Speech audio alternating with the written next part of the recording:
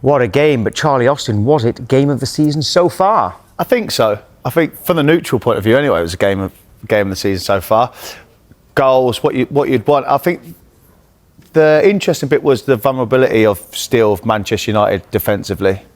To concede four at home is tough pill to take. Bournemouth on the flip side of it, percentage score 4 goals away from home, you'd expect to take all 3 points. But again, you've got to look at it as well. Got to give credit to Bournemouth. 3 years on the spin, they've scored 3+ goals at Old Trafford. And when you talk about with Manchester United, how good in attack, not so good in defence. People were saying that the first half was some of the best they've played under Ruben Amorim.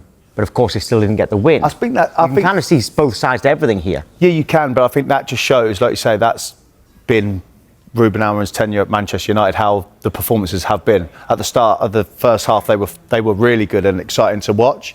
And again, after Tavernier's goal, I think they ended up having 17 shots after that. Look, Manchester United played promising football, good attacking football, but ultimately got undone by not even errors or mistakes. They was just punished because they wasn't together as a team collectively at the back. What is the difference at the back then? Is it the defenders or is it the defensive coaching on the training pitch? Who's it down to? I think they all have to take accountability for it as a collective, really, because there's so many spaces that they left in areas that they could be punished for. If you look at Semenya's goals, Shaw gets the ball away over there.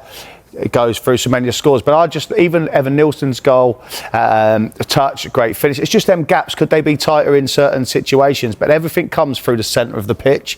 Yeah, I say Semenya's first goal is down the side and he runs in on angle. But the other two are down the middle of the goal.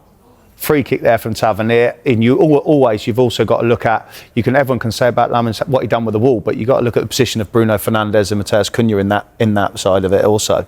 But in the biggest grand scheme of things, United have conceded 4 goals at home again. Well, look at this. Okay, this was Monday Night Football ran this graphic. So Amorim clean sheets and the kind of ratio, 6 clean sheets in 43 games. If you look at the kind of percentage on the right, it's one of the worst in Premier League history. Alongside there, you've got Gary makes no and Coyle. Nothing wrong with them as managers, but you would expect West Brom and Bolton to have fewer clean sheets than Manchester United. It seems like Manchester United on there, it really sticks out of those other clubs. Okay, maybe Tottenham, but Ozzy Ardiles was famous for how attacking he was. Ruben Amorim isn't famous for his attacking. I think that stands out because it is Manchester United, arguably one of the biggest clubs in world football.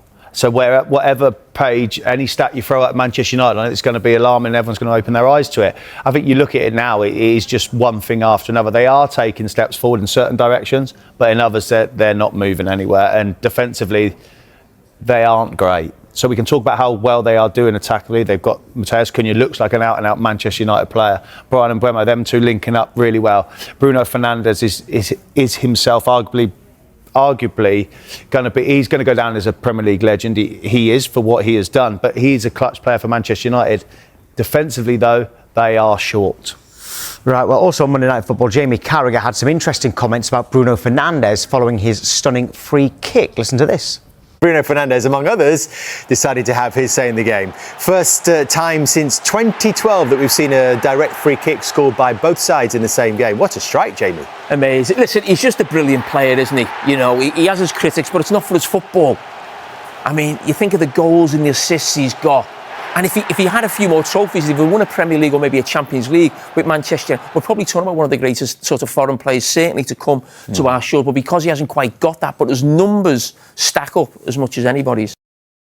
Right, Charles, is Carragher right? If Bruno had won more trophies at Manchester United, would he be classed as an all-time Premier League great? I can see where Jamie Carragher's coming from on that, but from my opinion, I think he's in the conversation, he's in the bracket already for me for what he has done. But yes, if he wins trophies, Manchester United, yes, of course, then he becomes that. But also, you can say it on the flip side, if he plays in a better Manchester United team, does that free him up even more to score more goals, to assist more of his teammates? Yeah, OK, we've got a poll running on this as well on Manchester United, which we'll get to in a moment. But Sky Sports have partnered with Finalysis, and out there, passionate fans share their opinions on their club. If you want to represent your club, you can visit the Sky Sports app or scan that QR code for more details. Someone who did that a few months ago was KG, a Manchester United fan. KG, always good to see you. We'll get into Amorim and last night in a moment, but on that last bit there about Bruno Fernandes, Do you think he is a Premier League great? And how does he compare to former Manchester United captains? Oh, tough one. I would say Bruno's been one of the best signings we've made post Sir Alex Ferguson. That's the best way to define him. It's a shame that I don't want to say like he's wasted his best years here, but he's not going to be spoken about in conversations with other great players because he hasn't won enough. Man United is a club that's built off winning things. It's hard to say without a European title, not even a Europa League, to put him in that bracket. But I think Man United fans understand how important he's been for us. We can't get enough of you, KG. We've got two of you on the screen there. There's two of me, bro. Oh my God, he's been sacked. Oh, he's back. Now. KG, you know when you say with Bruno, and you say about winning trophies, etc. Flip side, and I'll say, when do United look like they're going to win a league again, or when they're going to go close to winning the Champions League? That's obviously one thing, and that's just a period of time Manchester United are going through. But I just think he's come up trump so many times for Manchester United over the years. Even last night, for argument's sake, I just felt like when he was stood over that free kick, from a neutral point of view, I would just think he's going to score. This is his moment. And you almost knew what was going to come and happen. And this was a fantastic free kick. And I think also what Jamie Carragher said on Monday Night Football was a lot of things get spoken about is off the field stuff. Nobody questions what he does on the pitch. It's how he acts when he's not on the ball, right? What's crazy is it's mad because amongst the Man United fan base, he divides opinion because you talk about. Still, I don't understand it personally, but obviously he's playing deeper, and you've seen us concede as many goals as we conceded yesterday. And some people say, obviously, he's so desperate to get forward, he does leave gaps. And that's where we can concede. But I think you have a player like this that's giving his all for the club. Look how visibly upset he is. He's clutch. We should just appreciate him while he's here. But that's nothing new over the years, mate, how attacking-minded he is. Hence the numbers he gets goals, hence the numbers he gets assists. So there's always been that issue with him that he leaves gaps in behind. So is he almost being played out of position for Ruben Amorim to get almost even better out of him than what he is now? Well, and this is going to be the Ruben Amorim special question, right? They talked about us changing formation, changing shape. Wherever Bruno plays, he's going to be the top assister. It doesn't matter who else comes in. I've seen many players step in and say he's going to replace him. No one ever does it. So you can tell this guy's got the piece. He's got the bit between his teeth to really push on this club. We need a bit more. But you can now say, without a doubt, that guy's incredibly clutch. Well, what about Kobbie Mainoo? I know that you like him. He came on to a standing ovation. I know you will have enjoyed that as well. But you'll have also seen that his half-brother posted a photo of himself wearing a T-shirt that said, "Free Kobbie Mainoo."